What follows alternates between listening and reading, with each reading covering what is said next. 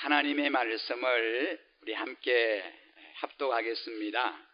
창세기 12장 1절에서 3절 말씀입니다. 세번역 성경으로 읽겠습니다. 창세기 12장 1절로 3절 말씀을 함께 읽습니다. 주님께서 아브라함에게 말씀하셨다.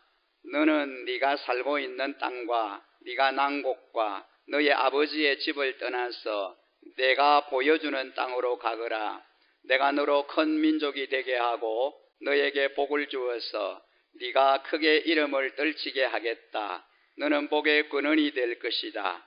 너를 축복하는 사람에게는 내가 복을 베풀고 너를 저주하는 사람에게는 내가 저주를 내릴 것이다.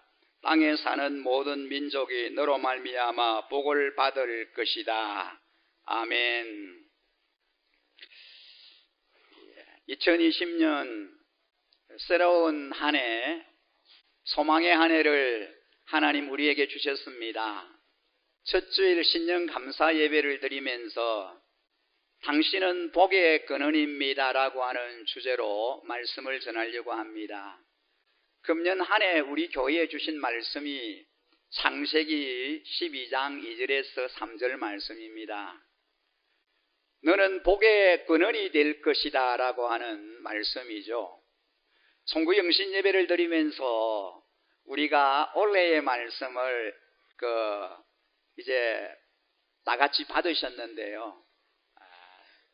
받지 못하신 분들은 오늘 그 말씀 카드를 잘 챙겨가시고 한 해 동안에 이 말씀을 계속 묵상하시면서 복의 근원으로 승리하는 그런 한 해가 되어지기를 간절히 소망합니다. 여러분, 우리가 새해를 맞으면 사람들은 누구나 작년보다도 더 나은 한 해가 되기를 기대합니다. 그래서 새해 복 많이 받으십시오 라고 인사를 주고받으면서 서로 격려를 합니다.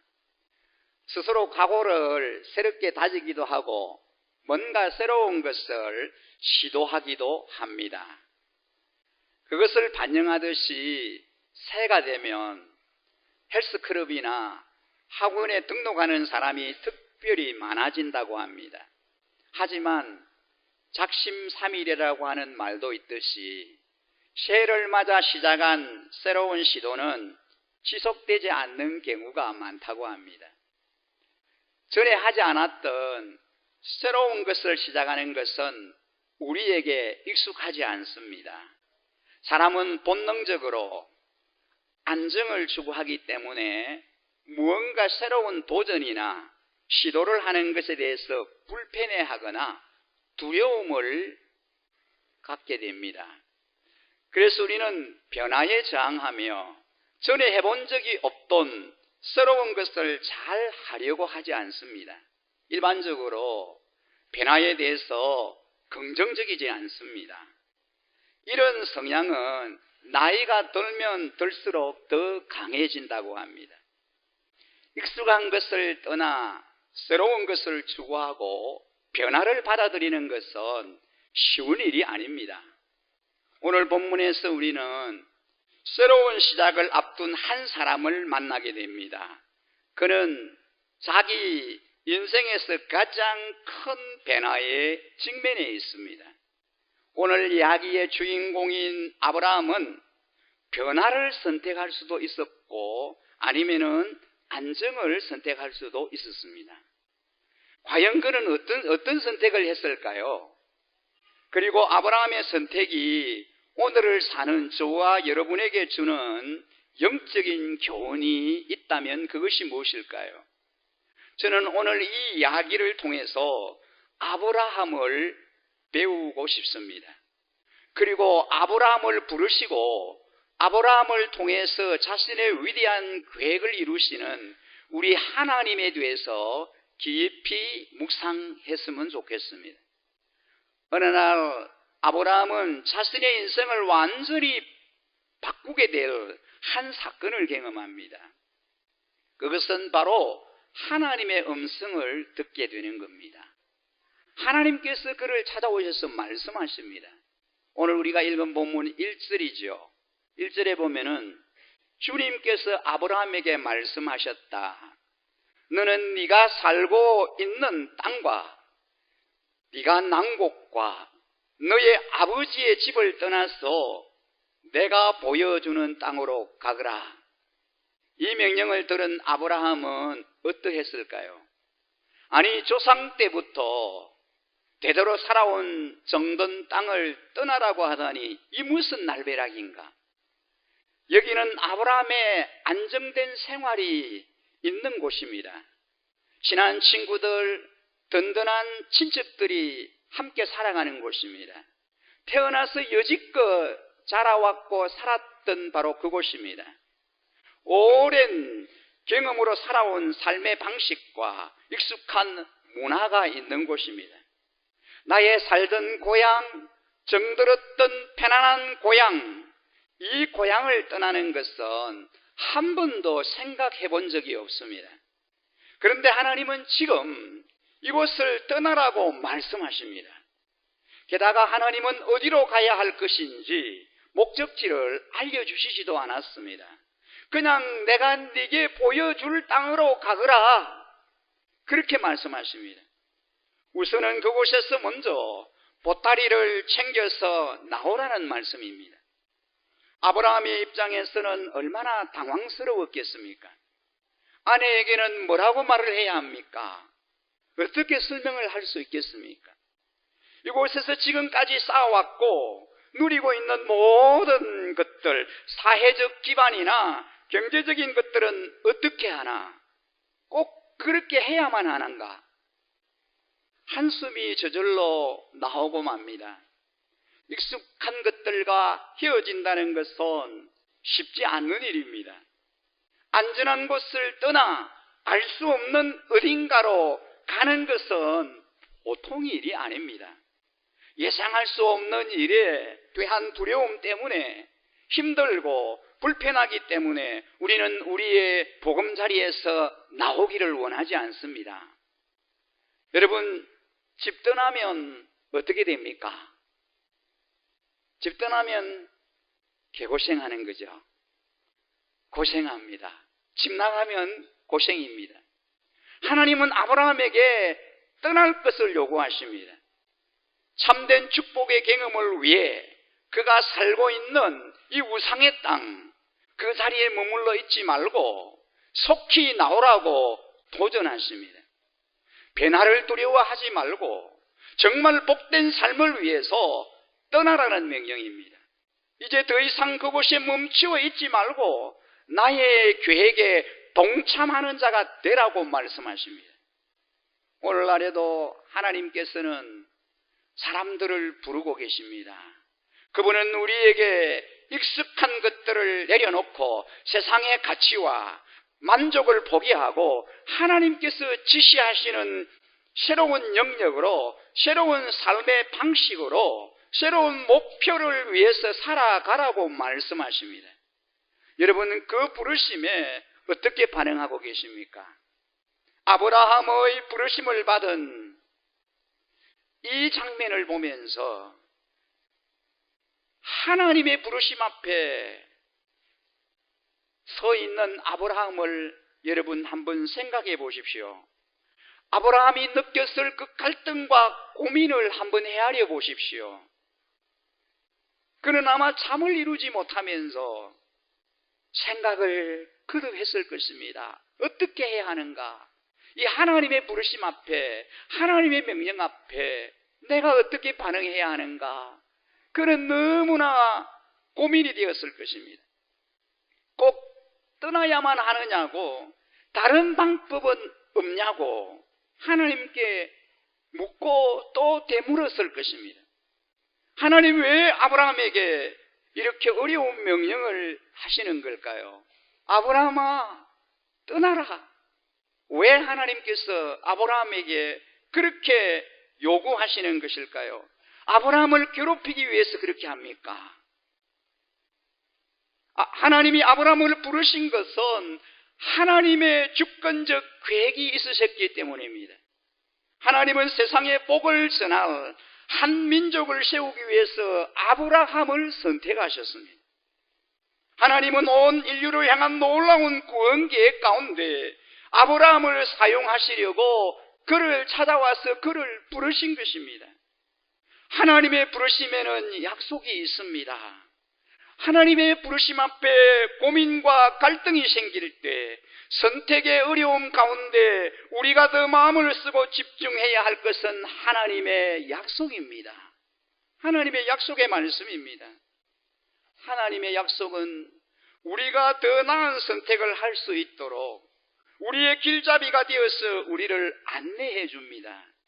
하나님께서 아브라함에게 본토 친척 아비집을 떠나 그가 지시할 땅으로 가라는 이 명령은 아브라함이 지금까지 의지하던 모든 혜련과 지연 그리고 자신의 방패막이가 되어 주었던 사회적 그리고 지리적 배경을 버리고 새롭게 출발하라는 명령입니다.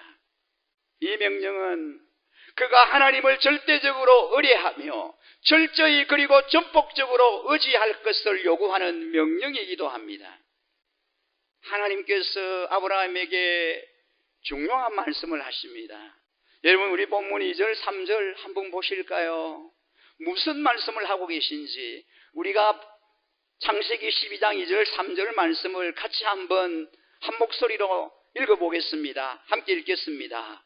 내가 너로 큰 민족이 되게 하고 너에게 복을 주어서 네가 크게 이름을 들치게 하겠다. 너는 복의 근원이 될 것이다. 너를 축복하는 사람에게는 내가 복을 베풀고 너를 저주하는 사람에게는 내가 저주를 내릴 것이다. 땅에 사는 모든 민족이 너로 말미암아 복을 받을 것이다. 아멘. 이 말씀에는 명령과 약속이라는 내용이 있습니다.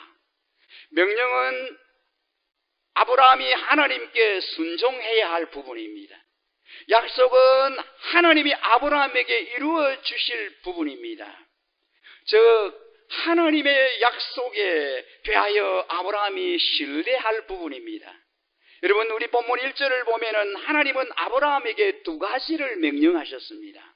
무엇입니까? 첫째는 떠나라. 아브라함아, 떠나라. 네가 살고 있는 땅과 네가 난 곳, 너의 아버지 집을 떠나라. 고향, 친척, 아비 집을 떠나라 라고 명령합니다. 두 번째는 가라고 명령합니다. 내가 보여주는 그 땅으로 가라고 명령합니다. 그 후에 하나님은 아브라함에게 약속의 말씀을 주셨습니다. 아브라함이 하나님의 명령에 순종하면 이러이러한 복을 주시겠다고 약속합니다. 여러분, 그 약속이 무엇입니까? 그 약속이 오늘 우리가 읽은 2절, 3절 말씀이에요. 어떤 약속입니까? 내가 너로 큰 민족이 되게 하리라. 내가 너에게 복을 주리라. 내가 내 이름을 크게 떨치게 하리라. 너는 복의 근원이 될 것이라. 너를 축복하는 사람에게는 내가 복을 내리고 너를 저주하는 사람에게는 내가 저주를 내릴 것이다. 땅에 사는 모든 민족이 너로 말미암아 복을 받을 것이다. 여러분, 이 6가지예요. 하나님이 아브라함에게 약속해 주신 이 약속이 6가지입니다. 6가지의 하나님의 약속을 다시 2가지로 요약할 수 있습니다. 첫째는 내가 너를 축복하리라. 내가 너를 축복하리라. 둘째는 너는 복의 근원이 될지라. 하나님은 아브라함에게 이와 같이 크게 2가지 약속을 하셨습니다. 하나님이 4000년 전에 아브라함에게 하신 이 약속이 오늘을 살고 있는 저와 여러분에게 어떤 관계가 있습니까? 오늘을 사는 저와 여러분에게 이 아브라함에게 주셨던 약속이 어떤 연관이 있습니까? 놀라운 사실은 하나님께서 아브라함에게 하신 이 약속이 아브라함에게만 한 것이 아니라 믿음을 가진 오늘 우리 모두에게 동일하게 하신 약속입니다. 오늘 이 자리에 함께 하신 저와 우리 모든 성도님들, 우리 자녀들에게 동일하게 적용되는 약속의 말씀입니다. 신약성경 갈라디아서 3장 7절 말씀에 보면 그러므로 믿음에서 난 사람들이야말로 아브라함의 자손임을 여러분은 아십시오 그랬습니다. 9절에는 그러므로 믿음에서 난 사람들은 믿음을 가진 아브라함과 함께 복을 받습니다 그랬습니다. 29절에 보면은 여러분이 그리스도에게 속한 사람이면 여러분은 아브라함의 후손이요 약속을 따라 정해진 상속자들입니다 라고 말씀합니다. 믿음으로 말미암은 자는 아브라함의 아들이라 그랬습니다. 믿음을 가진 모든 자들은 아브라함의 아들입니다. 믿음을 가진 자는 아브라함과 함께 복을 받게 된다고 말씀합니다. 예수 그리스도에게 속한 자는 아브라함의 자손입니다. 그리스도에게 속한 자면 약속대로 유업을 이을 자다라고 말씀합니다. 그러므로 창세기에서 하나님이 아브라함에게 하신 이 약속의 말씀은 아브라함의 자손인 우리 모두에게 하신 약속입니다. 이 놀라운 약속은 바로 나의 것입니다. 이 놀라운 약속은 바로 여러분의 것입니다. 우리 자신의 것입니다. 우리 모두에게 하신 약속입니다. 이제 다시 하나님의 약속의 말씀을 자세히 살펴보겠습니다. 내가 너를 축복하리라 그랬습니다. 이 약속은 다음과 같은 내용을 포함합니다. 내가 너와 함께 하리라. 내가 너를 인도하리라. 내가 너를 붙들리라. 내가 너를 도우리라. 내가 너의 모든 필요를 채우리라. 내가 너를 굳세게 하리라. 내가 너를 지키리라. 여러분 얼마나 놀라운 약속입니까? 하나님이 오늘 아브라함의 자녀인 아브라함의 자손인 저와 여러분에게 이 약속의 말씀을 주십니다. 이 약속을 바로 깨닫게 되면 우리의 삶에 놀라운 전환점을 가져옵니다. 약하고 미련하기만 한 나 자신을 바로 알게 될 때 나 혼자 노력이나 힘으로는 아무리 해도 강해질 수 없고 지혜로워질 수가 없다는 사실입니다. 그러나 이제는 하나님이 나를 강하게 하실 때 내가 강해질 수 있고 하나님이 나를 지혜롭게 하실 때에 내가 지혜로워질 수 있습니다. 그러므로 약할 때 그분의 강함을 의지하게 됩니다. 내가 미련할 때 하나님이 나를 지혜롭게 하심을 경험하게 됩니다. 내가 너를 축복하리라 하시는 이 하나님의 약속은 우리에게 영적인 부요함을 주십니다. 이 약속은 하나님은 복의 근원이시며 우리는 복의 대상임을 알게 하십니다. 하나님은 복을 주시는 분이시고 우리는 하나님의 복을 받을 사람들입니다. 하나님께서 아브라함에게 주신 두 번째 약속은 무엇입니까? 내가 너를 통하여 땅의 모든 족속을 축복하리라 라고 하는 약속입니다. 하나님이 아브라함에게 하신 이 두 번째 약속은 참으로 놀랍습니다. 아브라함에게 하나님은 이렇게 말씀하십니다. 아브라함아, 나는 너의 하나님이다. 그러나 또한 나는 열방의 모든 족속에게 생명을 주는 온 땅의 하나님이다. 나는 한 개인, 한 가정, 한 민족, 한 국가의 하나님이기도 하지만 동시에 모든 민족의 하나님이다. 나는 너를 축복하는 하나님이다. 그러나 나는 너만 축복하는 것이 아니라 너를 축복하는 것처럼 또한 땅의 모든 족속을 축복하는 하나님이다. 나는 네가 이것을 알게 되기를 원한다. 땅의 모든 족속을 축복하는 나의 방법은 너를 통하여 그들을 축복하는 것이다. 그래서 너를 복의 근원으로 삼으려고 하는 거다. 하나님의 축복을 받는 것도 참으로 놀라운데 하나님의 축복의 통로가 되는 것은 더 놀라운 은혜입니다. 성령님을 통해서 이 같은 은혜가 주어진 것을 알게 될 때에 또다시 영적인 전환점을 맞이하게 됩니다. 여러분, 첫 번째 약속은 하나님은 복의 근원이시고 우리는 복의 대상입니다. 두 번째 약속은 하나님이 나를 복의 근원이 되게 하시고 땅의 모든 족속이 대상이 되게 하십니다. 하나님은 아브라함을 통하여 열방을 축복하기를 원하십니다. 그리고 이러한 놀라운 약속을 아브라함만이 아니라 이 약속을 믿는 모든 그리스도인들에게 주셨습니다. 이 약속은 나의 것입니다. 우리 모두의 것입니다. 왜냐하면은 나는 믿는 자이기 때문입니다. 여러분이 예수님을 믿으시면 이 약속이 여러분의 것인 줄 믿으십시오. 여러분의 것인 줄 인정하십시오. 하나님은 여러분을 축복하셔서 풍성한 삶을 살게 하십니다. 더구나 하나님의 약속은 여러분을 복의 근원으로 삼으셔서 땅의 모든 족속을 축복해 주시는 것입니다.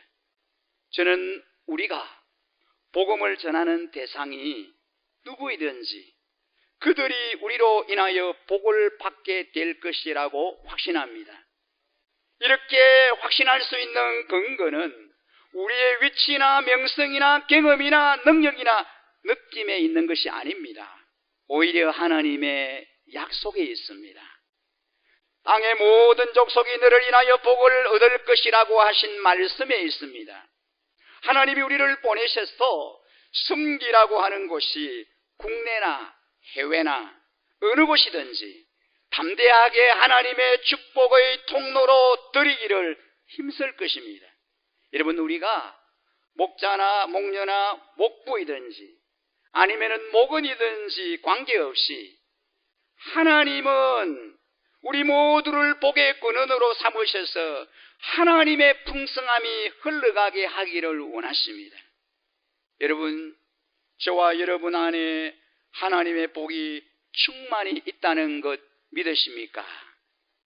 그렇다면 우리 옆에 있는 우리의 가족, 또 우리의 목원, 또 우리의 이제 형제 자매들에게 새 첫 예배를 우리가 드리고 있는데 축복의 메시지를 한번 전하면 좋겠습니다. 여러분, 우리가 말로가 아니라 축복으로, 노래로, 찬양으로 그렇게 좀 이제 우리가 그렇게 축복을 전하고 싶습니다. 당신은 하나님의 언약 안에 있는 축복의 통로, 당신을 통하여 열방이 주께 돌아오게 되리. 이 손을 뻗어서 이 찬양으로 우리가 함께 좀 축복했으면 좋겠습니다. 같이 옆에 계신 분들 앞뒤로 좀 손을 뻗으면서 당신은 축복의 통로임을 그렇게 선포하고 싶습니다. 당신은 하나님의 언약 아래 있는 축복의 통로, 당신을 통하여서 열방이 주께 돌아오게. 네, 우리 옆에 계신 분을 통하여 손을 뻗으면서 한 번 더 하겠습니다.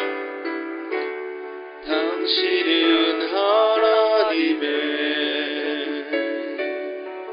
언약 아래 있는 축복의 통로, 당신을 통하여서 열방이 주께 돌아오게 되리. 여러분들을 통하여서 열방이 주님께로 돌아오게 될 줄 믿습니다. 여러분, 우리의 목표는 가는 곳마다 복이 흘러가는 것입니다. 우리 열심가족 여러분, 우리 모두는 복덩이입니다. 복이 오는 것이 아니라 저와 여러분이 복덩이여서 가는 곳마다 그곳에 복이 임하게 되는 것입니다. 여러분이 가는 곳마다, 여러분이 머무르는 도시마다 복을 받게 되리라고 믿습니다. 여러분이 가정에 있으면 가정이 여러분 때문에 복을 받게 될 것입니다. 여러분이 목장에 있으면 목장이 여러분 때문에 복을 받게 될 겁니다. 여러분이 직장에 있으면 여러분 때문에 직장에 하나님의 은혜와 복이 임하게 될 것입니다. 여러분이 이 땅에 있으면 여러분 때문에 이 지역이 복을 받게 될 것입니다. 마치 요셉 때문에 보디발의 집이 형통하고 복을 받았던 것처럼 말입니다. 우리를 통하여, 우리 때문에 하나님이 나로 인하여, 여러분으로 인하여 우리 모두를 통하여 복 주시고 우리가 복의 근원이 되고 축복의 통로가 되는 그런 멋진 한 해를 우리가 살아드려야 하겠습니다. 우리는 2020년 새해를 맞이하면서 여러 부서에서 영역에서 우리 교회를 성경적인 건강한 교회로 세우기 위해서 봉사와 사역자로 임명을 받았습니다. 여러분, 우리의 섬김은 주께 하는 것입니다. 주님께 하는 것이죠. 주님께서 귀한 사역을 우리에게 맡겨주셨습니다. 물론 기도하면서 여러분이 개인이 여러 영역 부서에 자원을 하셨습니다. 자원서를 적으셨습니다. 그 자원서를 기록하신 것을 보고 임명을 하게 됩니다. 하지만 목사님으로부터 여러분들이 임명을 받은 거 아닙니다. 우리에게 사명을 주신 분이 누구십니까? 바로 주님이십니다. 그 주님은 우리에게 사명을 주시면서 뭐라고 말씀하십니까? 맡은 자들에게 구할 것은 중성이다 라고 말씀합니다. 그래서 우리는 오직 주님 바라보면서 주님이 내게 이 귀한 사명 맡겨주셨다라고 하는 그 마음으로 하나님 앞에 최선을 다해야 할 것입니다. 주님께서 맡겨주신 사역은 주님이 그만두라고 말씀하실 때까지 감당해야 합니다. 우리의 섬김과 사역은 천국 가는 그날까지 지속되어야 할 주님의 사명입니다. 여러분, 내 기분이 좀 상했다고 우리가 사역을 그만 내려놓고 나 더 이상 못하겠습니다, 자신의 상황이나 감정에 지배받으시면 안 됩니다. 내가 서 있는 자리에서 내가 맡은 사역에 얼마나 최선을 다하느냐가 중요합니다. 내가 맡은 일이 어떤 일이든지 최선을 다할 때 주님께서 칭찬해 주시고 인정해 주신다는 것을 믿고 금년 한 해, 아니 우리가 하나님의 부르심을 받는 그 마지막 그 정점에 이를 때까지 최선을 다하고 전심전력을 다해서 섬겨야 하겠습니다.